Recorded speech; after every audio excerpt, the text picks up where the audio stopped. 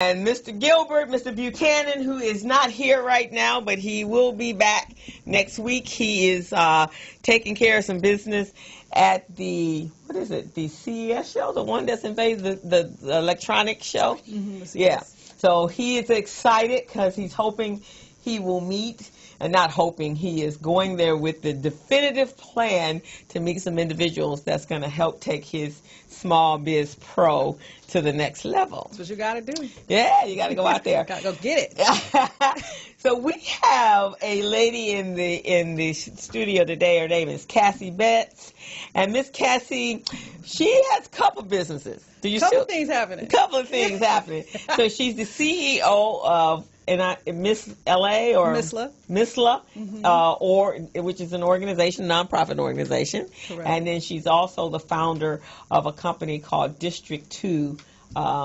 District 2. District 2 is a fashion tech company. Yes. Okay. So this one lady is unique. She's in technology. Now, everybody's always saying that black folks are not in technology. That is truly not the case.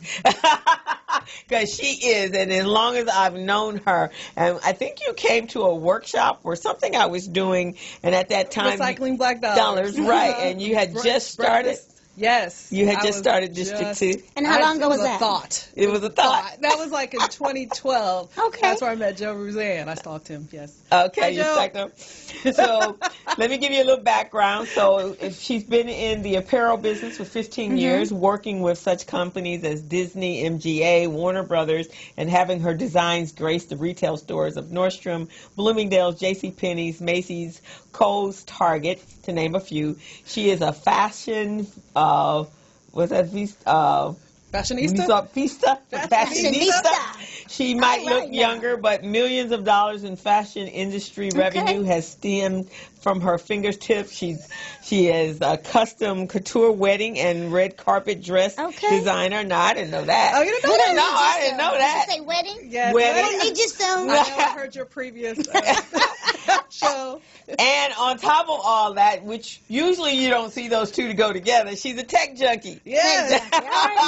So you managed to marry your love for tech and your love of fashion, and that is what District 2 is, right? Yes. That's it. So can you tell us, welcome, first of all, Thank to the you. show. Welcome to the show. And glad to have you, and I've known Cassie for a little while. She actually spoke with our kids at Biz Camp a number of years ago. I think that's the first time I met you. Yeah. And she has an incredible story, and out of that story she's created this incredible young woman. She has two wonderful young men, and they're... Hi, Cameron and Jaden. Cameron two and children. Jaden. Yes. And they are a part of the... Young men. Young men. Pete Brown Jr., because one of them stands taller than she is. Wow. And they are part of the Pete Brown Jr. tennis program. And so when I told her we had a free program, she just rushed over with her kids. Quick. And then we actually even got her out on the tennis court, and she's playing tennis. So welcome. Glad to have you. So tell us a little bit more about you, and how did you manage to merge these two? Yes. And why didn't you choose one instead of the other? Well, I didn't choose one instead of the other. I chose them both. Yes. Because that's life. You know, you can do a little bit of everything you want to do in life. But I learned to code when I was 9. Wow. Yeah. Wow. It's not as wow as it sounds, because really the only reason I learned was because my father had put, he came home one day, he was like, oh, you want to play computer games? Well, here's a book, and there was this OG language called Pascal. Which I remember that. I'm a young engineer, way back when, telling my age. But and if I wanted to play the games, I had to code them. I had to program them into the computer. And so that's when I first learned, and it was not cool. It wasn't like it is now, like coding is coding. You know, Zuckerberg, Facebook, we got Snapchat. Yeah, no, that was, everything's cool now, but then it was not. Right. At all. So and you just wanted to play games. I want to play games like everybody else on the block. Awesome. You know, why I gotta build the games? You know, so that's how I got into it. And I was just always a techie. I was kind of forced into it, you know. But I'm glad actually now in hindsight, that I was. But I kind of wish I had known really how dope it was. Then, you know, like I was just like, I'm gonna be a fashion designer because that's sexy. You know, this is not. Yeah.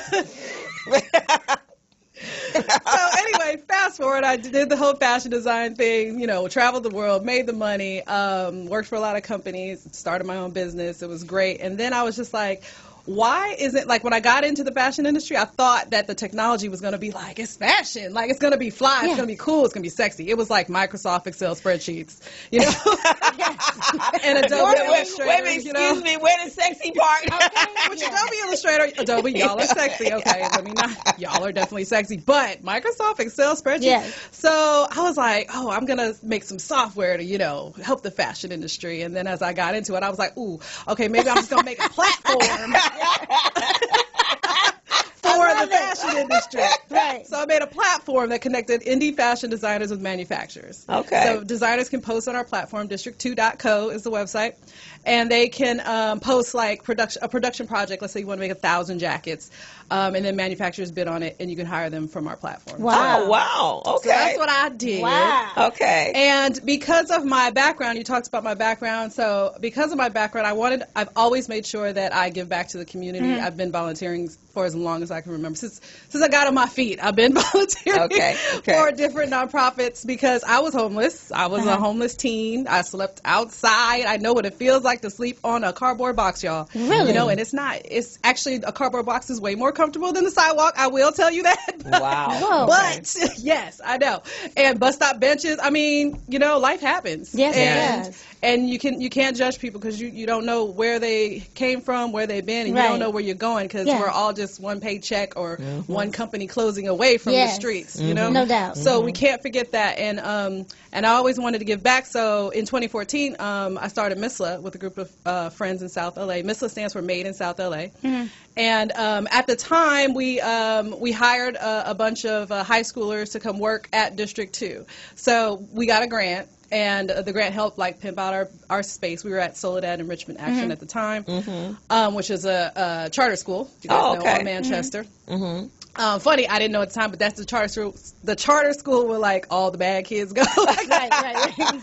But those kids were awesome. I didn't even know for 6 months. I'm there with the baddest of the bad, so to speak. Really? And they were awesome. Yeah, I mean, the kids have never been an issue at any of our boot camps or anything we've done. We haven't had any issues here in South LA at all. It's been all love. It's been all great. The only issues are politics, Yeah. And that's really what created the bad kids was the politics. Not the kids. Right. It was the presumption that the kids were supposed to be bad to keep them in their place. Exactly. So what does Miss La do? So MISLA now is a boot camp. So we are a project of Vermont Slauson Economic Development Center, which is VSEDC, is what everybody knows it as. So Vermont Slauson helps small businesses in South LA. Last year, I think they loaned out about $5 million to small businesses in South LA. Biggest, second to SBA. Right, just second to SBA. So I'm very happy to be a project because District 2 started with Vermont Slauson. Okay. So, and I think I've made them proud. I was in Forbes. Awesome. We did good things. We're doing good things, with District 2, and so then MISLA. They took it under their wing, and we're doing coding boot camps. So we have boot camp. This year we have boot camps that will be at BALA, Boys Academic Leadership Academy. Okay. Shout out to the BALA boys. And View Park High. We are also doing a pitch competition with different high schools in South LA. That's through Union Bank. It's called the Youth Entrepreneurial Challenge. So you can find information on that on vsedc.org. Okay.